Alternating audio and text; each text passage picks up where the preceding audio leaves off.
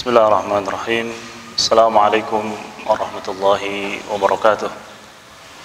Alhamdulillahirabbil alamin wassalatu wassalamu ala nabiyyina Muhammadin wa ala alihi wa sahbihi ajma'in. Amma ba'du. Saudaraku muslimin rahimani wa rahimakumullahu jami'an.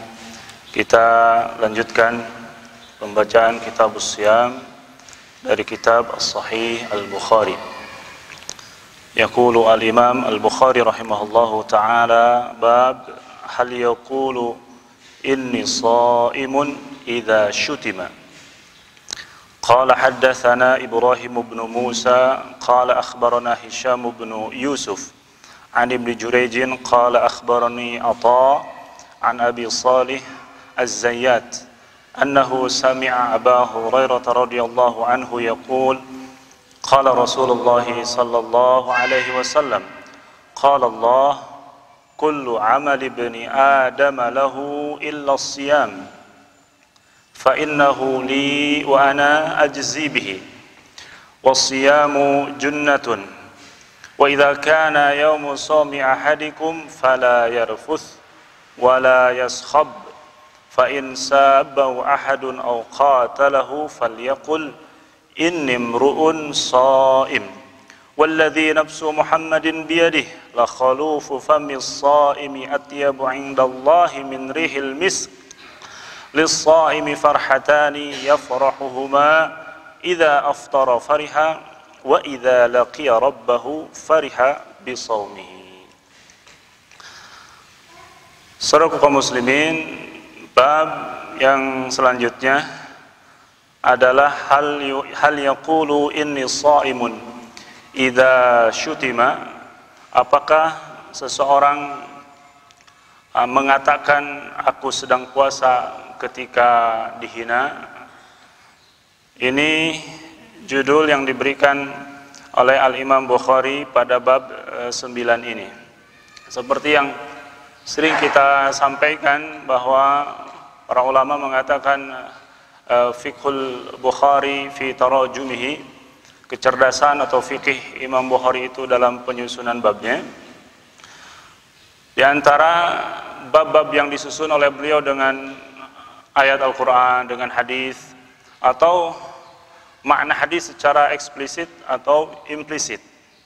Dan sekarang ada tambahan lagi yang belum kita jelaskan, yaitu memberikan judul dengan istifham, kalimat tanya. Syekh Muhammad Al-Amin Asy-Syinkiti, Muhammad Amin Asy-Syinkiti, beliau mengatakan salah satu pelajaran yang bisa diambil dari judul bab ini dengan istifham, dengan kalimat tanya. Ini pelajaran besar bagi para talib al-ilm, ya, tentang wara', kehati-hatian, ya. Apa maksudnya kehati-hatian? Para ulama ikhtilaf tentang perkataan ketika kita lagi berpuasa, kemudian ada orang yang menghina atau mengajak kita bertengkar. Apakah harus mengatakan ini shaim atau diam saja? Ya.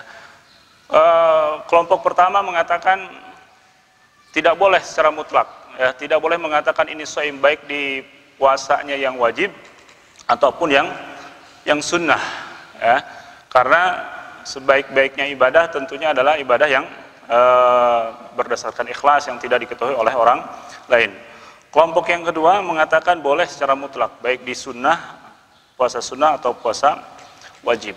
Dan yang kelompok ketiga membedakan, membolehkan puasa wajib karena ini semuanya kita lagi berpuasa, ya, dan tidak membolehkan ketika puasa sunnah. Lebih baik mengatakannya kepada diri, artinya jangan kamu lawan, jangan kamu bantah karena kamu dalam kondisi berpuasa, ya, sebagaimana yang dikatakan oleh sahabat Abdullah ibnu Umar, ya, idza kunta fis safari sha'iman fala ya'lamanna ahadun bika.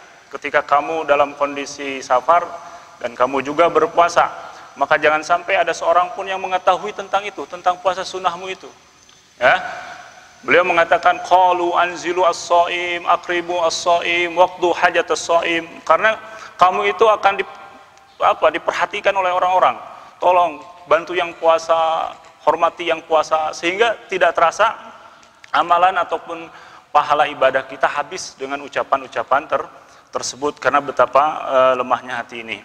Maka ini pelajaran besar. Imam Bukhari walaupun seorang yang mujtahid bisa saja menjazmkan atau memastikan salah satu pendapat, tapi beliau dengan istifham itu adab dengan para ulama. Begitupun kita talib al-ilm, maka hendaklah ketika mendapat pendapat ataupun khilaf di antara ulama, kita ta'amulnya dengan adab.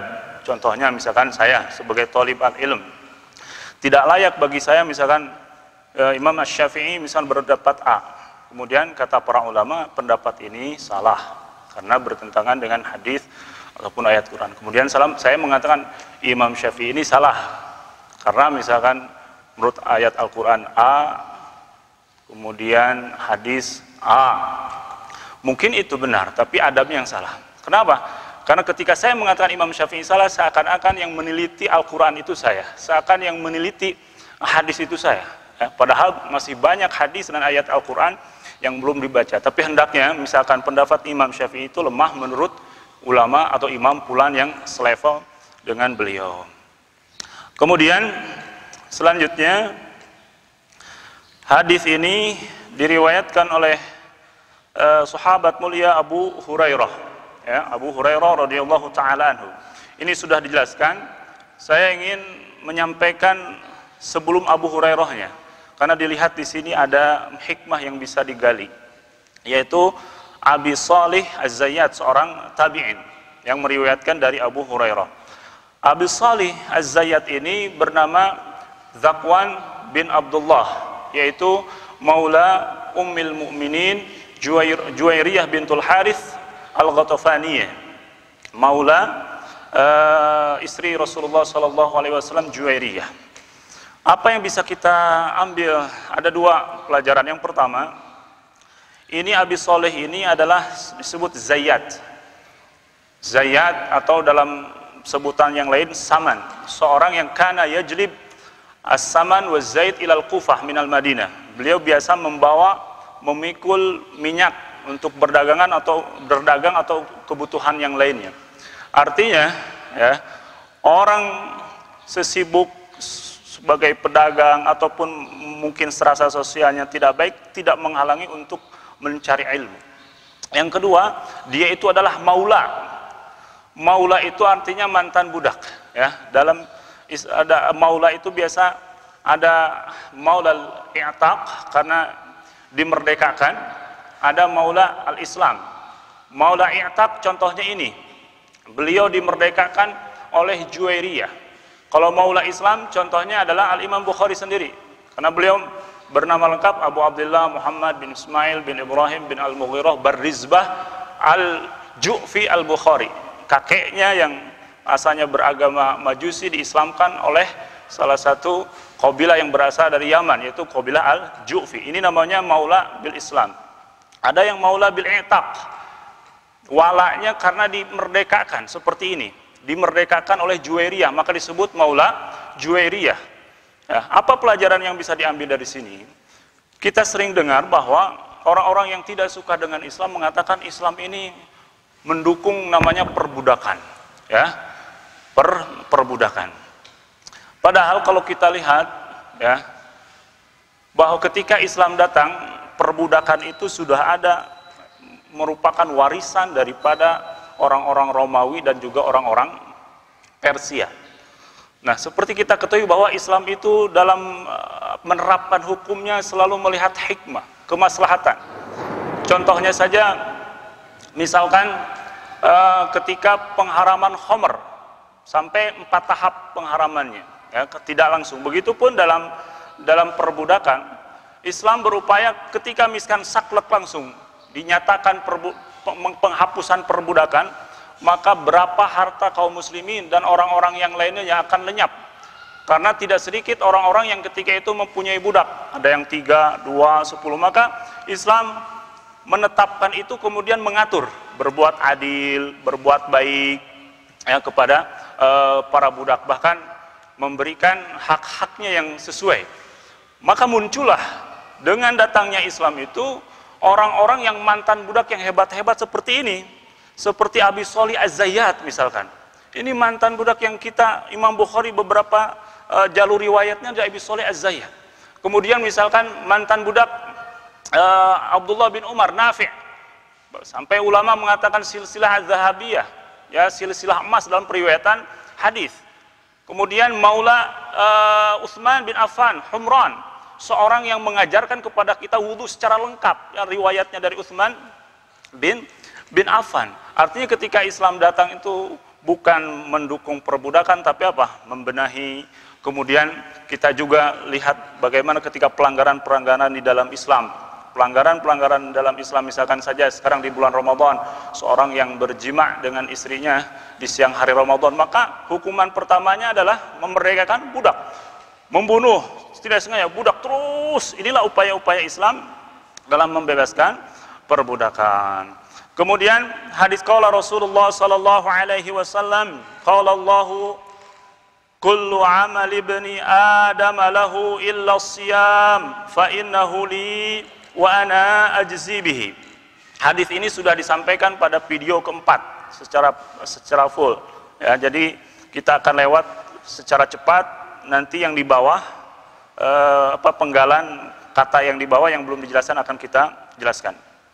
Ini adalah hadis qudsi. Allah Subhanahu wa taala mengatakan setiap amalan Bani Adam itu untuknya kecuali saum. Fa innahu li wa ana ajzi bihi. Sungguhnya puasa itu adalah khusus untukku dan aku yang akan membalasnya. Yang dimaksudkan yang seperti yang sudah dijelaskan, bahwa maksudnya adalah ibadah-ibadah yang lain sudah disebutkan. Misalkan saja bersedekah, berinfak, sekian pahalanya. Sementara puasa, ya, selain yang sudah disebutkan seperti pintu royan, maghfirah, ada pahala yang dirahasiakan oleh Allah Subhanahu wa taala, seperti halnya orang-orang yang bersabar. Innama yuwaffas sabiruna ajruhum bighairi hisab. Artinya pahala yang akan didapatkan oleh orang yang berpuasa itu sebagiannya belum diketahui. Nah, itu rahasia, surprise bahasa kitanya kelak dari Allah Subhanahu wa taala. Wasiyamu junnatun. Puasa itu adalah junnah.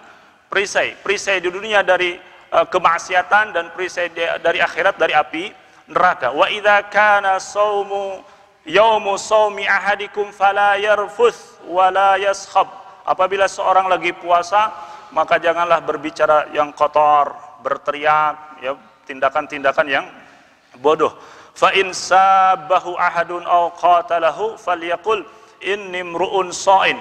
Apabila seseorang, ya, menghinanya atau mengajak bertengkar, maka katakanlah inni mru'un shaim, aku adalah seorang yang lagi berpuasa, atau aku lagi berpuasa. Yang khilafnya tadi sudah disampaikan. Walladzi nafsi Muhammadin biyadi, demi jiwa Muhammad yang ada dalam tangannya, la khalufu fammis shaim atyabu indallahi min rihil misk. Sesungguhnya bau mulutnya orang yang berpuasa itu atyab, lebih wangi indallah, artinya di akhirat, seperti firman Allah, wa inna yawman 'inda rabbika ka'alfi sanatin mimma ta'udun. 'Inda rabbik, indallah artinya di akhirat. Dan sesungguhnya bau mulut orang yang berpuasa itu lebih wangi daripada di akhirat kelak daripada minyak kasturi. Lis-shaimi farhatani yafrahuhuma. Bagi orang yang berpuasa itu ada kegembiraan yang mereka bergembira dengan puasa tersebut, yaitu idza aftara fariha, apabila dia berbuka dia bergembira, wa idza laqiya rabbahu fariha bisaumihi, dan yang kedua ketika dia bertemu dengan Allah Subhanahu wa taala. Ini lis-shaimi farhatani sampai akhir belum kita sampaikan. Sementara yang penggalan yang paling panjangnya sudah kita sampaikan. Di sini dikatakan lis-shaim, untuk yang berpuasa itu ada dua kegembiraan, ya. Pertama, idza aftara fariha, apabila dia berbuka kemudian dia bergembira. Di sini idza aftara fariha ada dua yang terjemahan atau maksud yang disampaikan oleh para ulama. Salah satunya Al-Imam Al-Qurtubi, sebagaimana yang dinukilkan oleh Imam Ibnu Hajar, mengatakan fariha bizawali ju'ahi wa atshi. Dia bergembira karena telah hilang rasa haus dan rasa laparnya. Ya, itu kegembiraan yang pertama. Yang kedua, ada yang memaknai farihali annallaha waffaqahu likay yasum wa yutimma shaumahu. Ya. Bergembira karena Allah telah memberikan taufik. Ya, memberikan taufik untuk bisa berpuasa, sementara masih banyak sekian orang di sana yang belum bisa berpuasa. Dan kita berpuasa bukan hanya semata-mata kekuatan kita, tapi inilah taufik dari Allah Subhanahu wa ta'ala. Dan bergembiranya orang ini adalah bergembira karena rahmat Allah, kasih sayang Allah sebagai kekasihnya. Ya, sebagai kekasihnya yang telah memerintahkan untuk beribadah. Yang seperti kita sampaikan bahwa dalam ibadah itu bukan hanya khauf, bukan hanya takut, bukan hanya mengharap pahala, tapi ada mahabbah, kecintaan kepada Allah Subhanahu wa ta'ala yang membuat motor dalam ibadah. Artinya seorang bisa bersemangat ya karena motivasi cintanya kepada Allah Subhanahu wa ta'ala. Ya, contoh ringannya, ya, saya dulu ketika pertama istri saya hamil pertama, anak pertama, itu pagi-pagi istri saya minta dibelikan batagor. Ini pagi-pagi batagor. Dan ketika itu kita tidak berani mengatakan pagi-pagi gini misalkan minta batagor gitu kan. Karena pertama awal hamil, masih dekat-dekat. Saya turun tuh dari pasar Cibadak cari tuh batagor dari ujung ke ujung.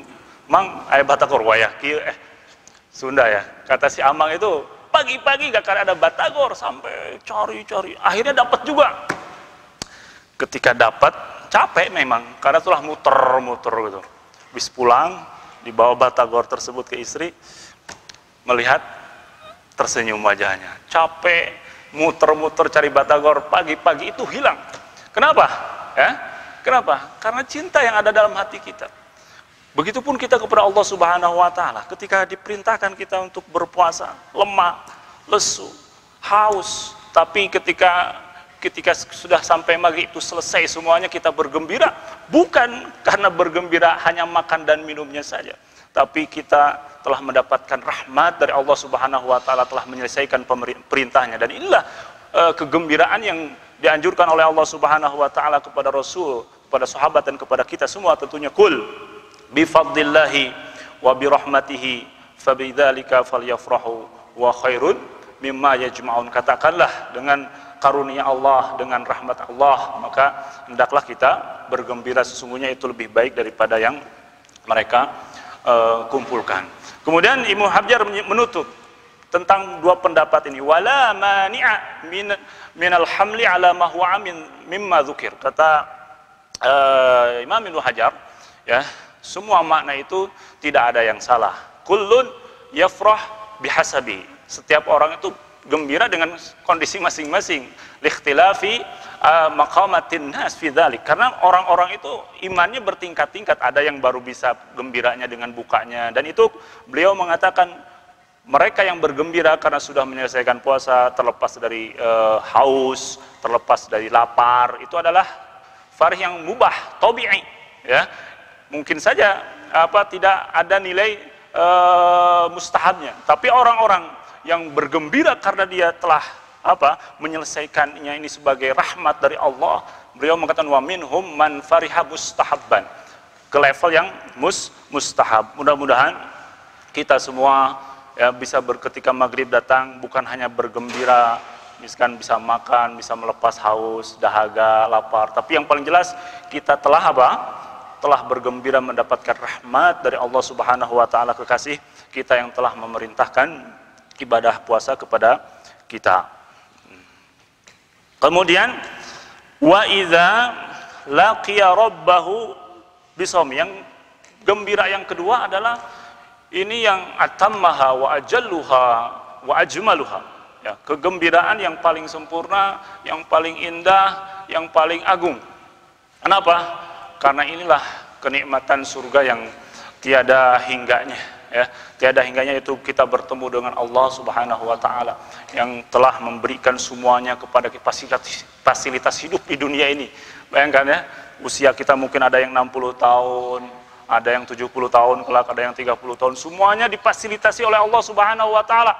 Kelak kita akan bertemu dan berjumpa dan melihat langsung, ya. Sebagaimana Allah Subhanahu wa ta'ala berfirman, wujuhu yawma idzin nadhirah, ya, wajah-wajah kelak nanti di akhirat akan berseri-seri, ya, ila rabbiha nadhirah, karena melihat Allah Subhanahu wa taala. Imam Ibnu Katsir mengatakan nadhirah di sini tafsirannya ya tarawna rabbahu iyanan. Mereka akan melihat, atau orang-orang yang masuk surga itu akan melihat Allah Subhanahu wa taala dengan mata telanjang. Ya, dengan mata telanjang. Dan ini adalah kenikmatan di atas kenikmatan. Surga adalah kenikmatan, tapi belum ada apa-apanya ketika kita berjumpa dengan Allah Subhanahu wa ta'ala. Di dalam ayat yang lain surah Al-Ahqaf misalnya, lahum ma yasha'una fiha waladaina mazid. Ya, di surga itu semua yang kita inginkan kita akan mendapatkannya. Waladaina mazid, kata Allah, dan masih mempunyai mazid. Para ahli tafsir mengatakan mazid adalah melihat Allah Subhanahu wa ta'ala. Inilah akidah Ahlussunnah wal Jamaah yang menetapkan bahwa kita akan bertemu dan melihat Allah Subhanahu wa ta'ala. Di dalam ayat yang lainnya, lilladzina ahsanul husna wa ziyadah, bagi orang-orang yang berbuat baik, husna, akan mendapatkan surga, wa ziyadah, ziyadahnya adalah melihat dan bertemu Allah Subhanahu wa ta'ala. Mudah-mudahan kita termasuk orang-orang yang merindukan bertemu Allah Subhanahu wa ta'ala, sebagaimana ketika Rasulullah sallallahu alaihi wasallam wafat, Allahumma ila rafiqil a'la, Allahumma ila rafiqil a'la. Kemudian Bilal bin Rabah ketika beliau wafat, ketika beliau menghadapi wafatnya, beliau mengatakan ghadan alqa al-ahibbah Muhammadan wa ashabahu, sehingga kita termasuk wa may yuti'illaha wa rasulahu fa ulaika an'ama Allahu 'alaihim minan nabiyyin was-siddiqin wasyuhada'i was-salihin wa hasuna ulaika rafiqa, sebagai teman-teman baik kelak bersama para anbiya, para orang-orang saleh dan para syuhada. Hadza wa sallallahu ala nabiyyina Muhammad wa ala alihi wa sahbihi wasallam wa akhiru da'wana alhamdulillahi rabbil alamin.